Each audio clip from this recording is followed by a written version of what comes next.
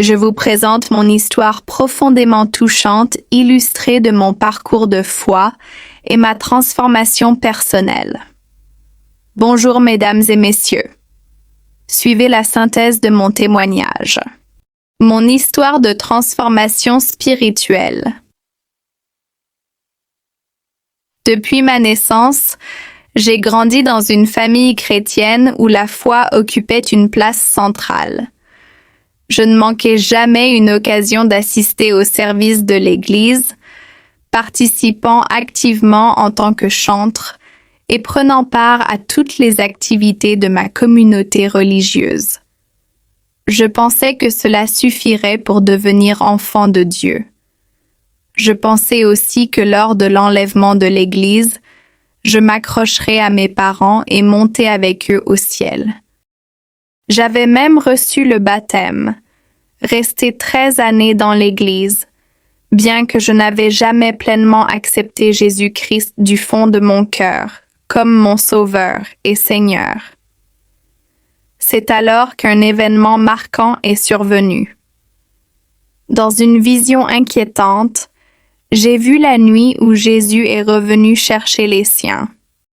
Tous semblaient repartir, et je me suis retrouvée seule, interloquée par cette réalité. Je me suis demandé pourquoi je ne partais pas au ciel, alors que je pensais être dans la bonne voie. Malgré une vie marquée par de bonnes mœurs et l'absence de péché apparent, il y avait un élément crucial qui me manquait: une relation personnelle et authentique avec le Christ.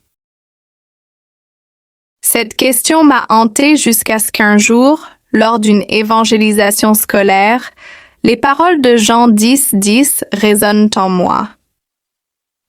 Jésus avait dit qu'il venait pour que nous ayons la vie, et je commençais à comprendre la profondeur de cette promesse. La nuit suivante, j'ai eu une vision puissante où je voyais Jésus ouvrir le ciel.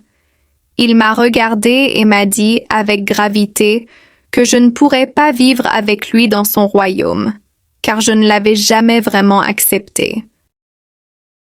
Cette révélation a été un choc. À mon réveil, j'étais déterminée à changer ma vie. J'ai prié avec ferveur: « Seigneur, pardonne-moi.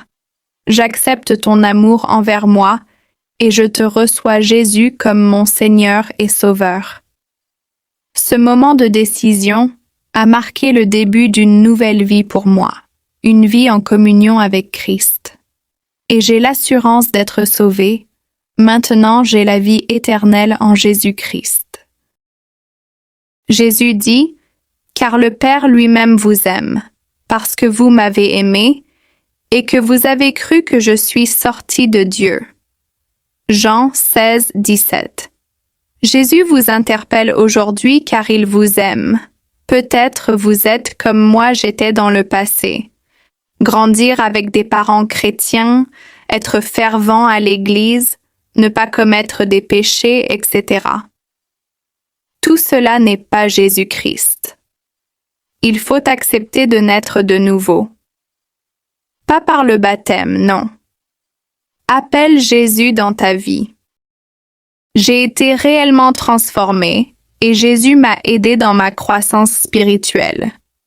Pour m'affermir, je lis, je médite la parole de Dieu et je prie individuellement et avec d'autres, cela, comme fruit de ma transformation et non comme voie pour être acceptée.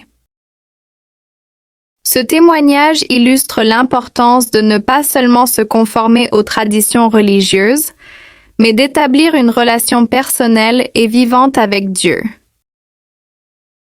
Je présente cette expérience pour inspirer d'autres personnes qui pensent que les bonnes mœurs et morales chrétiennes peuvent aider à avoir une relation avec Jésus non et non.